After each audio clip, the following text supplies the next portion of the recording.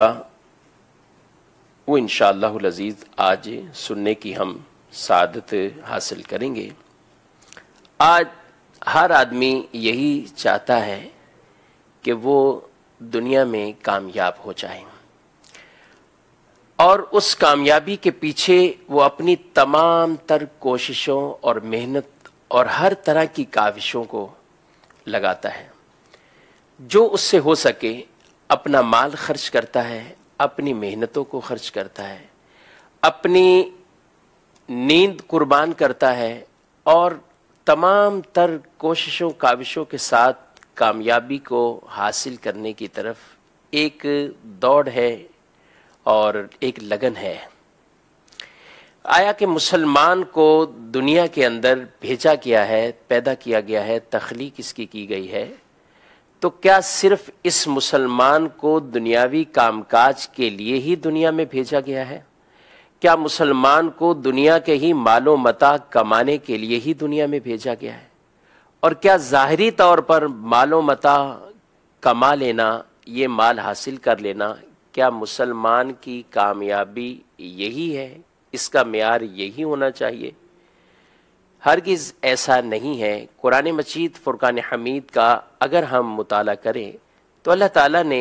مسلمان کی تخلیق کے مقاصد کو بیان کرتے ہوئے ارشاد فرمایا،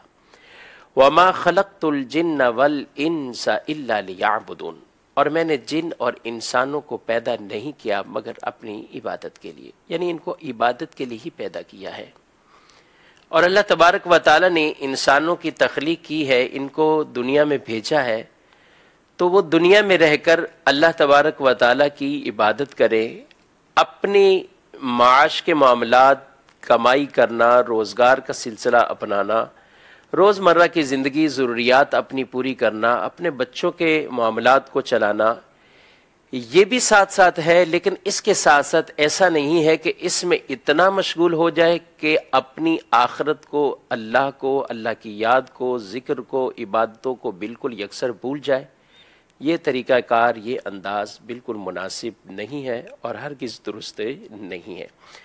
اور اگر کوئی شخص دنیاوی طور پر بہت زیادہ ترقی کر لے، بہت کما لے، بہت کچھ عروج پہ پہنچ جائے،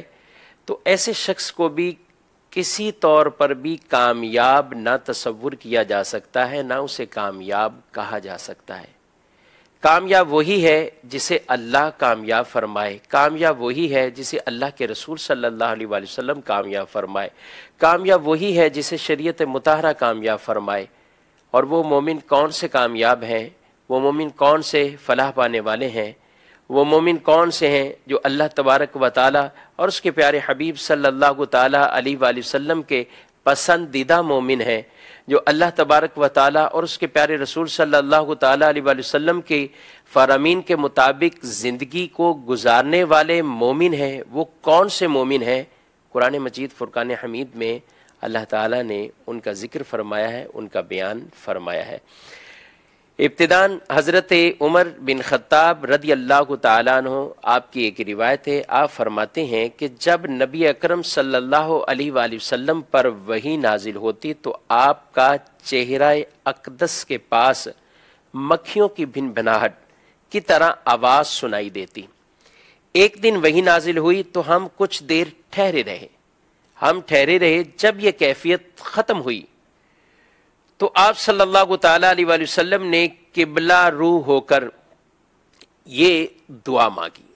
وہ دعا کون سی؟ دعا یہ مانگی، اے اللہ عز و جل، ہمیں زیادہ عطا کرنا اور کمی نہ کرنا۔ اے اللہ عز و جل، ہمیں زیادہ عطا کرنا اور کمی نہ کرنا، ہمیں عزت دینا اور ہمیں ذلیل نہ کرنا، ہمیں عطا فرمانا اور محروم نہ رکھنا، ہمیں چن لے اور ہم پر کسی دوسرے کو نہ چن، یعنی ہمیں منتخب فرما لے، کسی اور کو منتخب، ہم پر کسی دوسرے کو منتخب نہ فرما۔ اے اللہ، ہمیں راضی فرما اور ہم سے راضی ہو جا۔ اس کے بعد ارشاد فرمایا، مجھ پر 10 آیات نازل ہوئی ہیں جس نے ان میں مذکور باتوں کو اپنایا وہ جنت میں داخل ہوگا۔ پھر ارشاد فرمایا آپ صلی اللہ علیہ وآلہ وسلم نے قد افلح المؤمنون سے لے کر 10ویں آیت کے آخر تک آپ صلی اللہ علیہ وآلہ وسلم نے اس کی تلاوت فرمائی، اور ان 10 آیات مبارکہ کے اندر اللہ تبارک و تعالی نے ان مومنین کی ان 10 صفات کو، ان 10 پیاری عادتوں کو بیان کیا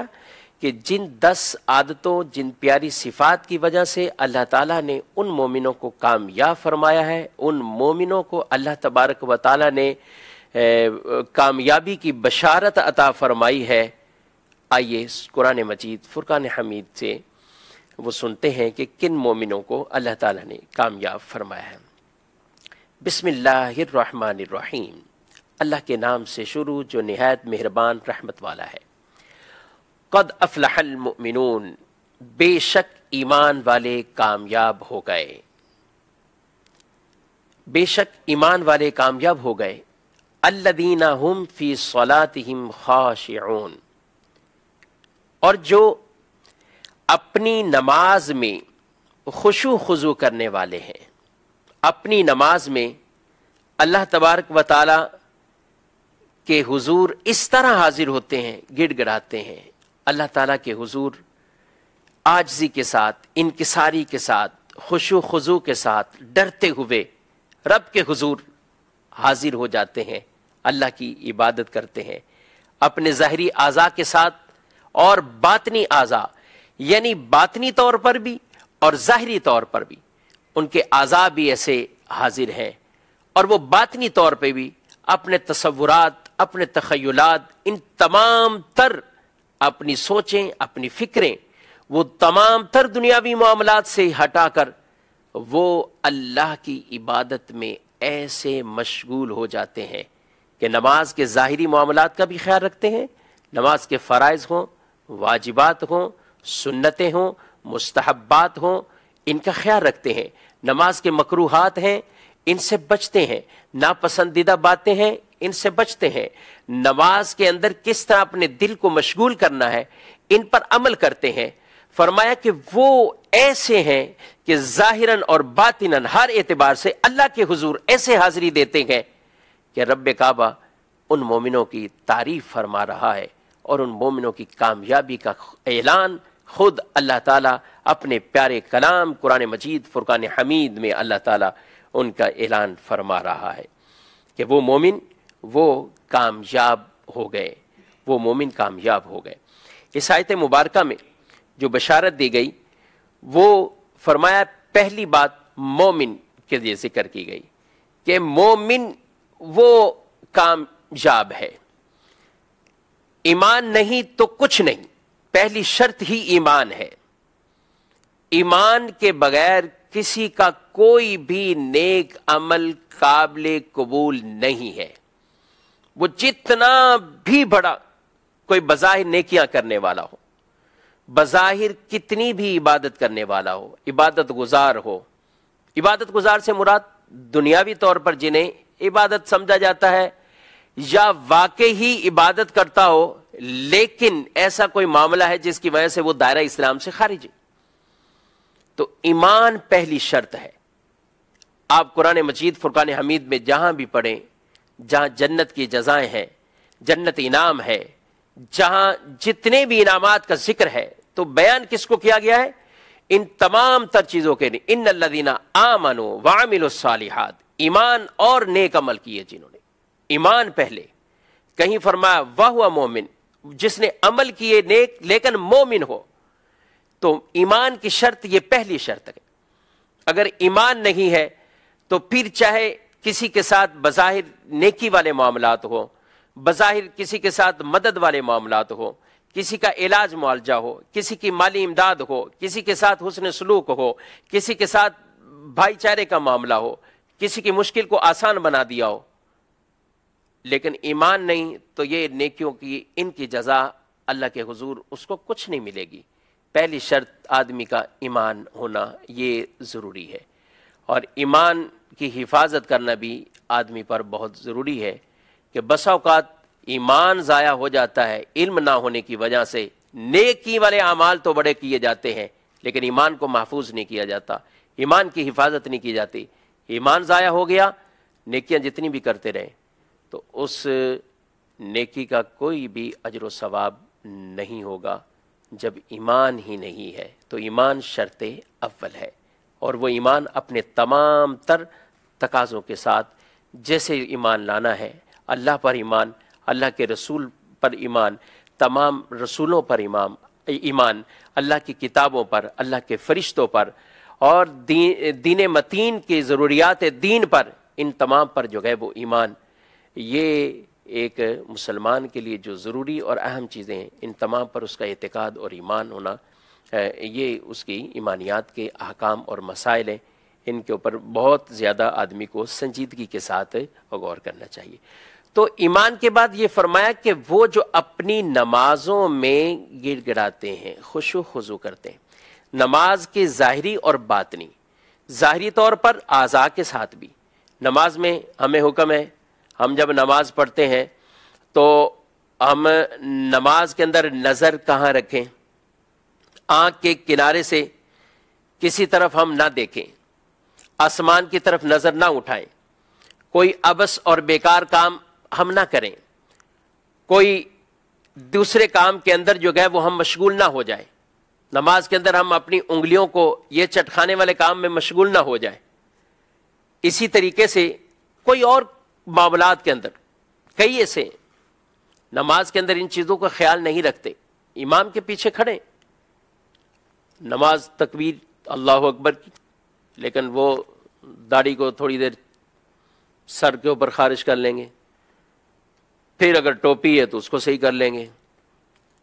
تھوڑی دیر بعد پھر ان کو کوئی دل میں ایسی کھجلی سی ہوتی ہے کہ بھائی کہیں خارش ہو رہی ہے, خارج کر لو بھائی. پھر حالانکہ وہ یہ نہیں سمجھتے کہ نماز کے اندر ہمارے ہاتھ اٹھ رہے ہیں, اور ہمیں یہ بھی احکام سیکھنے چاہیے کہ ہمارا ہاتھ اگر اٹھ جائے تو کب ہماری نماز ٹوٹ جائے گی. یہ غور کیے بغیر ہی وہ جتنی بار وہ ہاتھ اٹھاتے رہتے ہیں اور یہ معاملات کرتے رہتے ہیں. حالانکہ ضرورتاً اگر واقعی آدمی کے لیے پریشانی ہو رہی ہے اس کو, تو ایک رکن میں اس کو 2 بار اجازت ہے. یعنی قیام میں کھڑا ہے تو اب اس کو اگر حاجت ہے, اس کو ضرورت ہے, تو اس نے ہاتھ اٹھایا اور اس نے خارش کر لی کہیں, پھر ہاتھ باندھ لیا, بلا ضرورت نہیں کرنا چاہیے. پھر ضرورت پڑی تو پھر یہ اٹھا کے اس نے کہیں کر لیا, اب باندھ لیا, اب تیسری بار نہ کرے گا تو اس کی نماز ٹوٹ جائے گی. تو ان چیزوں کا خیال رکھنا یہ بہت ضروری ہے. لیکن بس ایسے ہی رہنا اور بالوں کو چھیڑتے رہنا, پانی کے قطرے ہیں تو ان کو صاف کرتے رہنا, اور اس طرح یہ ظاہری طور پہ ہم نماز کی طرف نہیں ہیں. تو جب ظاہری ہم ان چیزوں میں مشغول ہیں تو قلبی طور پر تو تصور ہی نہیں کہ نماز کی طرف آدمی آئے. تو خشوع خضوع کی علامت ہی یہی ہے, ظاہراً بھی ہم ہوں اور باطناً بھی ہم نماز کی طرف ایسے مشغول ہو جائیں. جب ظاہر اور باطن کے ساتھ ہم نماز کی طرف مشغول ہوں گے تو پھر دیکھیں اس نماز کا ذوق کیا ہے, پھر دیکھیں کہ یہ نماز ہمیں, یہی نماز کن کن گناہوں سے بچاتی ہے, یہ نماز ہمیں نیکیوں کی طرف کیسے راغب کرتی ہے, یہ نماز ہمیں کیسے کیسے فوائد اسی نماز سے ہمیں حاصل ہوں گے. پھر دیکھیں کہ اس نماز کے کتنے انعامات ہمارے اوپر آتے ہیں. تو ان چیزوں کے ساتھ اپنی نماز کو پڑھنے کی کوششیں کرنی چاہیے. نبی رحمت صلی اللہ علیہ وآلہ وسلم کی ایک حدیث مبارک ہے, فرمایا کہ ان لوگوں کا کیا حال ہے جو اپنی نماز میں نظریں آسمان کی طرف اٹھاتے ہیں. پھر آپ صلی اللہ علیہ وآلہ وسلم نے بہت جو ہے وہ سختی کی اور ارشاد فرمایا, یہ لوگ اس سے باز آ جائیں ورنہ ان کی نظریں چھین لی جائیں گی. یہ لوگ اس سے باز آ جائیں ورنہ ان کی نظریں چھین لی جائیں گی. اللہ اکبر. یعنی نماز کے اندر آسمان کی طرف نظریں اٹھانا, اس سے خطرہ ہے کہ آدمی کی نظریں ہی چلی جائیں, اس کی نظریں, اس کی آنکھ کی نعمت ہی اس سے چھین لی جائے. اس لیے نماز کے اندر تمام تر کوششوں کے ساتھ نماز کو توجہ کے ساتھ، ادھر ادھر بھی نہیں دیکھنا چاہیے نماز کی حالت میں، قیام میں ہے سجدے کی حالت کو ہم دیکھیں، جو نماز کے مستحبات ہیں رکوع کی حالت میں ہم قدموں کی طرف نظر کریں.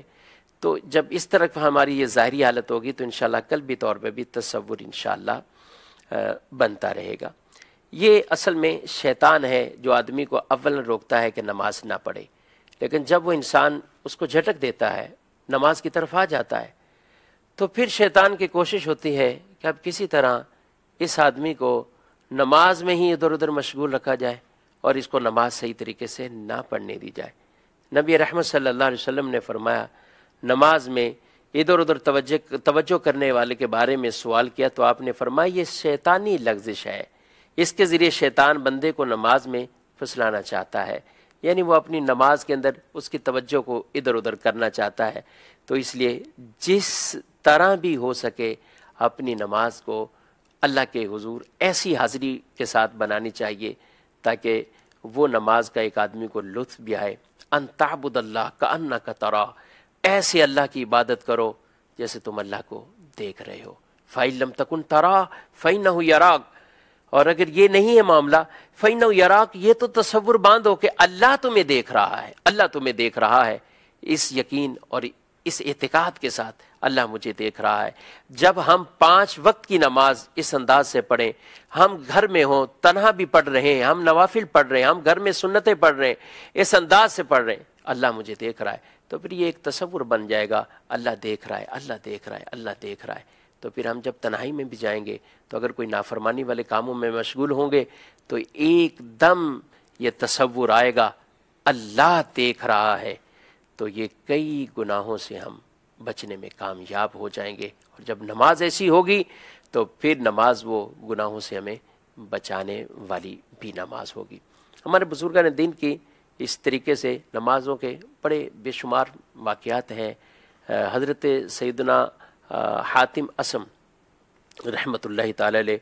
اللہ اکبر، اتنے یہ بزرگ تھے کہ ان سے ان کی نماز کے بارے میں کسی نے پوچھا کہ حضور آپ نماز کیسے پڑھتے ہیں، آپ کی نماز کا عالم کیا ہے؟ تو یہ فرمانے لگے کہ جب میں نماز پڑھتا ہوں تو اچھی طرح وضو کرتا ہوں، جب وضو اچھی طرح کر لوں تو پھر آ کر بیٹھ جاتا ہوں، اپنے اعضاء کو بھی حاضر کر لیتا ہوں اور توجہ بھی تمام تر حاضر کر لیتا ہوں، اور پھر اس کیفیت کے ساتھ میں تمام تر توجہ کے ساتھ اور ظاہری اعضاء کے ساتھ ایسا حاضر ہو جاتا ہوں، اور نماز جب پڑھنے لگتا ہوں تو میرا یہ تصور یہ بنتا ہے کہ خانہ کعبہ میرے سامنے ہے اور میں پل صراط پہ کھڑا ہوں، جنت میری دائیں طرف، جہنم میرے بائیں طرف، ملک الموت میرے پیچھے ہے، اور یہ نماز میری زندگی کی آخری نماز ہے. کہتے میں اس طرح نوائن ہوں، یہ نماز میری زندگی کی آخری نماز. پھر میں قیام کرتا ہوں جس طرح شریعت مطہرہ کا حکم ہے، پھر اللہ سے ڈرتے ہوئے رکوع، عاجزی کے ساتھ سجدہ، یہ سارے اعضاء کو بجا لاتا ہوں، اور امید بھی ہے اور خوف ہے، ان دونوں کیفیت کے ساتھ میں نماز کو ادا کرتا ہوں. پھر اس کے بعد ارشاد فرمانے لگے کہ میں نہیں جانتا میری نماز قبول ہوئی ہے کہ نہیں، میں نہیں جانتا. انہوں نے پوچھا آپ کتنے عرصے سے یہ نماز پڑھ رہے ہیں؟ فرمانے لگے 30 سال سے میری نماز ایسے ہی ہے، 30 سال سے میں یہ نماز پڑھ رہا ہوں. اللہ اکبر، 30 سال سے اس انداز سے نماز پڑھتے رہنا، اور پھر ڈر کی کیفیت یہ ہے، خوف کی کیفیت یہ ہے، قبول ہوئی ہے یا نہیں ہوئی. یہ انہی کا حصہ تھا عبادت گزاروں کا. ہم تو ایک آدھا عمل کریں تو ہمیں شیطان کہاں سے کہاں اٹھا کر بیٹھا دیتا ہے، وہ دل ہی دل میں ہمیں ایسی وسوسے ڈال دیتا ہے، ہم بڑے عبادت گزار بن گئے، نیکوکار بن گئے، بڑی ہم نے باتیں کر لی ہیں، بہت نیکیوں والے معاملات ہم نے کر لیے. یہ ضرور ہمیں سوچنا چاہیے. تو اللہ کے حضور حاضری بھی دیں، خشوع خضوع کے ساتھ رب کعبہ کی ہمیں عبادت کرنی چاہیے۔ تو پہلی صفت کامیاب مومنوں کی فرمائی، جو نمازوں میں اللہ تعالیٰ کے حضور ایسے ڈرتے ہیں، خشوع خضوع کے ساتھ نماز کو پڑھتے ہیں اور ڈرتے ہوئے اللہ کے حضور حاضری دیتے ہیں۔ دوسری بات ارشاد فرمائی، والذین هم عن اللغو معرضون، اور وہ جو فضول بات سے منہ پھیرنے والے ہیں، وہ جو کسی بھی بیہودہ بات کی طرف التفات نہیں کرتے، فضول باتوں کی طرف توجہ نہیں کرتے، ان کو منہ سے نکالتے نہیں ہیں، یعنی وہ اپنی زبان کی بھی حفاظت کرنے والے ہیں، ایسے فضول اور لغویات سے بچنے والے ہیں۔ ان کامیاب مومنوں میں اللہ تعالیٰ نے ایسے مومنوں کی بھی تعریف فرما دی ہے، ان کو ذکر فرما دیا ہے کہ وہ جو بیہودہ باتوں سے، فضول باتوں سے، ان سے بچنے والے، اپنی زبان کی حفاظت کرنے والے گئے، یہ بھی مومنوں میں سے وہ ہیں جو کامیاب مومن ہیں۔ نبی کریم صلی اللہ علیہ وسلم نے یہ 10 مومن کامیاب فرمائے۔ پہلا خشوع خضوع، دوسرا بیہودہ اور فضولیات سے بچنے والا، فضول باتوں سے بچنے والا۔ نبی کریم صلی اللہ تعالی علیہ وآلہ وسلم نے ارشاد فرمایا کہ آدمی کے اسلام کی اچھائی میں سے یہ ہے کہ وہ لا یعنی چیز چھوڑ دے، یعنی جو چیز کارآمد نہ ہو اس میں نہ پڑے، زبان، دل، دیگر اعضاء بیکار باتوں کی طرف متوجہ نہ ہو۔ حضرت عقبہ بن عامر رضی اللہ تعالیٰ عنہ فرماتے ہیں، میں نے حضور صلی اللہ تعالیٰ علیہ وآلہ وسلم کی خدمت میں حاضری دی اور عرض کی نجات کیا ہے؟ آقا صلی اللہ تعالیٰ علیہ وآلہ وسلم نے ارشاد فرمایا، اپنی زبان پر قابو رکھو، تمہارا گھر تمہارے لیے گنجائش رکھے، یعنی بیکار ادھر ادھر نہ جاؤ، اور اپنی خطا پر آنسو بہاؤ، اپنی خطاؤں پر آنسو بہاؤ اور بیکار ادھر ادھر نہ جاؤ، اپنے گھر میں جو ہے گنجائش رکھو، یعنی اپنے گھر میں رہو، بیکار ادھر ادھر نہ جاؤ۔ مختصر یہ ہے کہ آدمی لغو کاموں سے بچے، وہ لغو اور فضولیات وہ چاہے باہر مجمع میں ہوں۔ ایک وہ دور تھا، آج بھی، کہ جس وقت بکثرت سے یہ مذمت کی جاتی کہ باہر کا ماحول اچھا نہیں ہے، باہر کی مجلسیں اچھی نہیں ہیں، باہر کی صحبتیں اچھی نہیں ہیں، گھر میں رہنا چاہیے، گھر میں رہو اور گھر میں رہ کر اپنے آپ کو ان بری صحبتوں سے بچاؤ، برے دوستوں سے بچاؤ۔ لیکن آج جس دور سے ہم گزر رہے ہیں تو گھر کی تنہائیاں بھی کوئی اچھی نہیں ہیں۔ جو گھر میں بیٹھے ہوئے ہیں اور بالخصوص گھر کی تنہائیوں میں ہیں، پہلے تو بزرگ یہی گھر کی تنہائیوں کو اختیار کرتے تھے واقعی ہی کس مقصد کے لیے؟ کہ عبادت گزارنے کے لیے، یکسوئی کا ذریعہ ہے، اپنے گھر میں رہیں۔ لیکن آج اپنا الگ الگ روم بنانا، اپنے الگ الگ روم کے اندر مصروفیات کو بنانا، یہ کوئی اچھے اور مفید کاموں کے لیے کم اور برائی کے معاملات کے لیے زیادہ، کیونکہ آج کی صحبتیں وہ صرف لوگوں کے مجموعوں کے ساتھ منحصر نہیں ہے۔ انٹرنیٹ کا دور ہے، موبائل، کمپیوٹر، کمپیوٹر کے ذریعے، فیس بک کے ذریعے، طرح طرح کے جو ہے وہ ذرائع ہیں۔ آدمی گھر میں تنہا بیٹھے ہوئے بھی اتنے لوگوں کے جھرمٹ میں گویا کہ ایک جال میں ہے، انٹرنیٹ جال ہے، ایک جال میں پھنسا ہوا ہے۔ وہ گھر کی تنہائی میں بھی بیٹھ کر کس صحبت میں پڑا ہوا ہے؟ اللہ اکبر۔ والذین هم عن اللغو معرضون، زبان سے لغو بات، فضول بات، گناہ کی بات تو ہے ہی گناہ، ہمیں فضول باتوں سے منع کیا گیا۔ فضول بات، ہر فضول بات گناہ نہیں ہے، فضول بات کو گناہ کے زمرے میں نہیں بیان کیا جاتا، ہاں اچھی آدمی کی صفات میں سے نہیں ہے کہ وہ فضول باتیں کرتا رہے، لا یعنی کاموں میں پڑا رہے، لیکن یہ ایسے کام ہیں جو ہمیں گناہ کے کاموں میں ڈال دیں گے، تو اس لیے اس کام سے ہی روک دیا تھا کہ گناہ کے کام کی طرف جا ہی نہیں، اس سے ہی بچو۔ لیکن زبان کی جو صحیح حفاظت نہ کرے، وہ بیٹھا ہوا ہے، وہ اپنے کمرے میں ہے، زبان کی حفاظت کر رہا ہے، وہ کسی کے ساتھ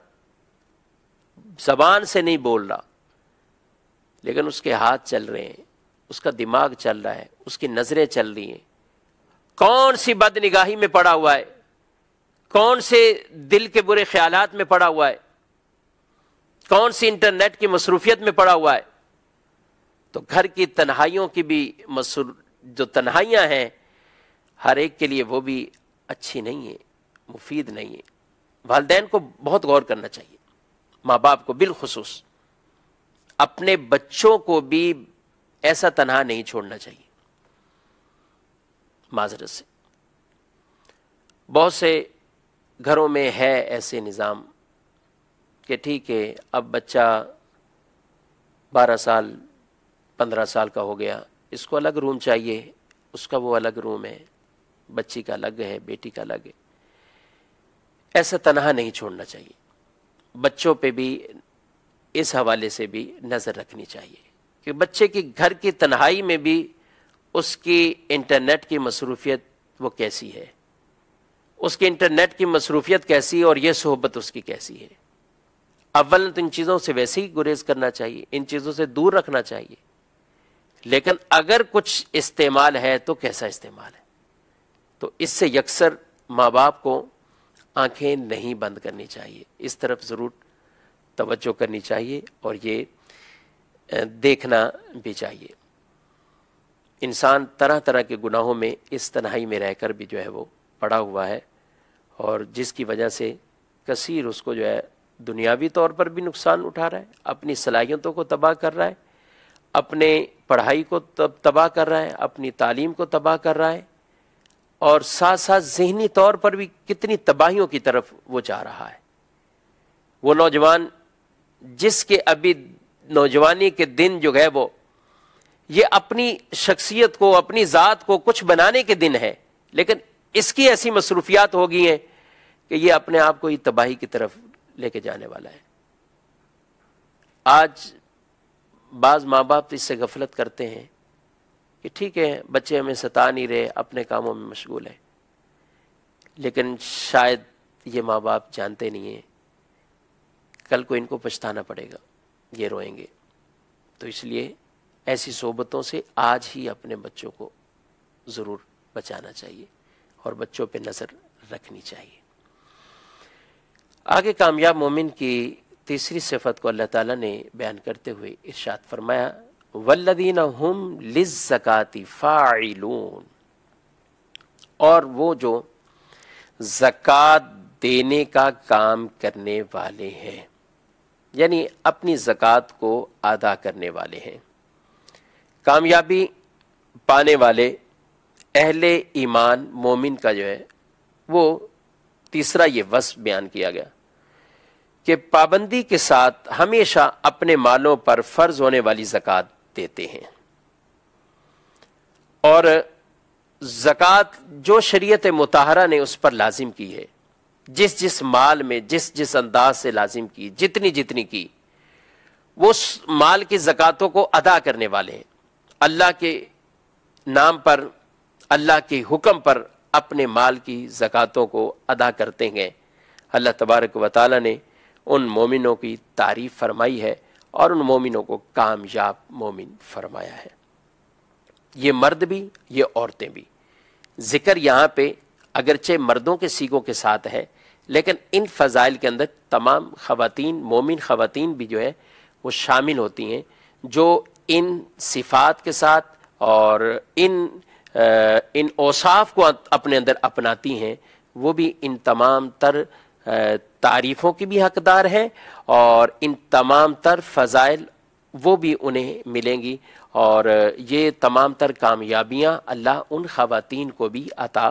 فرمائے گا۔ نبی کریم صلی اللہ علیہ وآلہ وسلم نے ارشاد فرمایا جس نے اپنے مال کی زکوٰۃ ادا کر دی، حضور صلی اللہ علیہ وسلم ارشاد فرماتے ہیں تو بے شک اس کے مال کا شر اس سے چلا گیا۔ جس نے مال کی زکوٰۃ کو ادا کیا اس کے مال کا شر اس سے چلا گیا، یعنی وہ اپنے مال کو نقصان سے بچا لیتا ہے۔ مال کا زکوٰۃ کا ادا ہو جانا اس مال کی جو ہے وہ نقصان سے بچنے کی صورت ہو جاتی ہے۔ اور ایک اور روایت میں فرمایا گیا خشکی ہو یا بری، اس میں جو کچھ بھی ضائع ہوتا ہے، وہ جو تباہ ہوتا ہے، فرمایا مال وہ زکوٰۃ نہ ادا کرنے کی وجہ سے آدمی کا مال ضائع ہوتا ہے۔ ہم کسی شخص کو خاص نہیں کہیں گے کہ اگر کسی کا مال ضائع ہو تو اس کو یہ نہیں کہیں گے کہ اس نے زکوٰۃ نہیں ادا کی، ہم اس کو نہیں کہہ سکتے، لیکن وہ اپنے آپ سے ضرور کہہ سکتا ہے، وہ اپنے آپ سے ضرور پوچھ سکتا ہے، وہ اپنے آپ کا محاسبہ ضرور کر سکتا ہے کہ مجھ سے کیا کوتاہی تو نہیں ہوئی زکوٰۃ کی ادا کرنے میں، کیونکہ حدیث میں یہ ارشاد فرمایا گیا ہے کہ چاہے کوئی مال جو ہے وہ آگ کسی مال کو جلا دے یا کوئی مال ضائع ہو جائے تو وہ زکوٰۃ نہ ادا کرنے کی وجہ سے ضائع ہوتا ہے۔ تو اس لیے آدمی کو ان چیزوں پر بھی غور کرنا چاہیے اور اپنے مال کی پوری زکوٰۃ کو ادا کرنا چاہیے۔ گھر کی خواتین ہوں وہ عموماً یہ کہہ کے چھوڑ دیتی ہیں ہم تو کماتی نہیں ہیں، ہم کہاں سے دیں زکوٰۃ، زیورات رکھے ہوئے ہیں، بچوں کی شادی کے لیے ہم نے رکھے ہوئے ہیں، مشکل وقت میں کام آئیں گے اس لیے زیورات رکھے ہوئے ہیں۔ لیکن اگر آپ کا زیور زکوٰۃ کے نصاب کے مطابق ہے، آپ کے پاس اتنی رقم یا اتنا کیش یا پرائز بانڈ یا زکوٰۃ کے اموال وہ موجود ہیں، تو پھر یہ اس طرح کے عذر قابل قبول نہیں ہے کہ مجھے آگے جا کر کام آئیں گے، ہم نے مکان بنانا ہے یا ہم نے آگے جا کر اپنے بچوں کی شادی کرنی ہے، تو اس کے لیے یہ شرعی طور پر ہمیں رہنمائی حاصل کرنی چاہیے اور اپنے مال کی پوری زکوٰۃ ادا کرنی چاہیے۔ اس میں کسی طرح کی کوئی کوتاہی نہیں کرنی چاہیے۔ مال کی زکوٰۃ جو مالک ہے اسی پر لازم ہوتی ہے، بیوی پر بیوی کے مال کی اپنی زکوٰۃ لازم ہوتی ہے، شوہر پر شوہر کے مال کی زکوٰۃ لازم ہوتی ہے۔ شوہر کی یہ ذمہ داری نہیں ہے کہ وہ بیوی کے بھی تمام تر مال کی زکوٰتیں خود اکٹھی کر کے وہ زکوٰۃ دے۔ ہاں اگر وہ دیتا ہے اپنی مرضی سے اور بیوی کی اجازت سے وہ بیوی کی زکوٰۃ ادا کرتا ہے، الگ بات ہے، زکوٰۃ ادا ہو جائے گی، لیکن یہ اس کی اس باقاعدہ کوئی ذمہ داریوں میں سے نہیں ہے۔ تو اگر بیوی کے پاس اتنا زیور ہے تو وہ اپنی زکوٰۃ، اور بعض اوقات ایسا ہوتا ہے کہ شوہر بھی نہیں دیتا اور بیوی کہتی میں کہاں سے دوں، میرے پاس تو پیسے نہیں ہیں، میرے پاس تو زیور ہے، تو ایسی خاتون کو، ایسی اسلامی بہن کو بھی اللہ سے ڈرنا چاہیے کہ فرض کو چھوڑنے والی آپ شمار ہوں گی، آپ کے شوہر نہیں ہوں گے۔ فرض کو چھوڑنے والی وہ بیٹی شمار ہوگی، اس کا والد نہیں ہوگا۔ جس بیٹی کی ملکیت میں زیور آ چکا ہے، جس بیٹی کی ملکیت میں وہ رقم آ چکی ہے، جس بیٹی کی ملکیت خود صاحب نصاب والی ہو چکی ہے، تو اب کسی اور کی ذمہ داری نہیں ہے، اس کی اپنی ہے۔ تو یہ یا تو اپنی یہ کیفیت بنا لے کہ یہ اپنے اوپر، اس کے اوپر زکوٰۃ ہی لازم نہ ہو، یعنی اس کے پاس مال ہی نہ اتنا ہو، یا پھر یہ کہ سال بسال یہ اپنی ذمہ داری کے ساتھ اس فرض کو ادا کرتی رہے۔ کہیں ایسا نہ ہو کہ ہم زکوٰۃ کے تارک بنتے رہیں اور یہی مال جسے آج ہم بڑی محبتوں سے جمع کرتے ہیں، قیامت کے دن یہی ہمارے لیے عذاب بن جائے اور اسی مال کے ذریعے آدمی کو سزا دی جائے گی، اسی مال کے ذریعے آدمی کو عذاب دیا جائے، اس کے اعضاء کو داغا جائے گا اس مال کے ذریعے سے، تو یہ بہت ہی خطرناک لمحات ہوں گے اور سخت تکلیف والے لمحات ہوں گے۔ تو اس لیے کوشش کر کے اپنی زکوٰۃ کو پورا ادا کرنا چاہیے۔ مدنی چینل کے ناظرین، آج ہم نے سورہ مومنون کی ان 10 آیات مبارکہ میں سے صرف 3 کا درس سنا کامیاب کون ہے، کامیاب مومن کون ہے، ان کی کون سی صفات ہونی چاہیے، انشاءاللہ العزیز نیکسٹ درس بھی شان نزول کا انہی کامیاب صفات کے اوپر ہی ہمارا کچھ آگے بہت اہم معاملات کو بیان فرمایا ہے، اس پر انشاءاللہ العزیز آئندہ جمعرات کو سلسلہ شان نزول میں ہم یہ سنیں گے۔ اللہ تعالیٰ مجھے آپ کو عمل کرنے کی توفیق عطا فرمائے، اور جو کامیاب مومنین کی صفات کو اللہ تعالیٰ نے بیان کیے ہیں، اللہ تعالیٰ مجھے آپ کو ان پر عمل کرنے کی توفیق عطا فرمائے، آمین بجاہ النبی الامین صلی اللہ تعالیٰ علیہ وآلہ وسلم۔ دیکھتے رہیے مدنی چینل، صلو علی الحبیب صلی اللہ تعالیٰ۔ فرمان مصطفیٰ صلی اللہ تعالی علیہ وآلہ وسلم، نیت المؤمنی خیر من عملی، مومن کی نیت اس کے عمل سے بہتر ہے۔ اللہ عز و جل کی رضا پانے اور ثواب کمانے کی غرض سے سلسلہ دیکھنے سے پہلے اچھی اچھی نیتیں فرما لیجئے۔ اللہ عز و جل کی رضا کی خاطر علم دین حاصل کروں گا، سیکھ کر دوسروں تک نیکی کی دعوت پہنچاؤں گا، خاص خاص باتیں لکھوں گا، اول تا آخر دیکھوں گا۔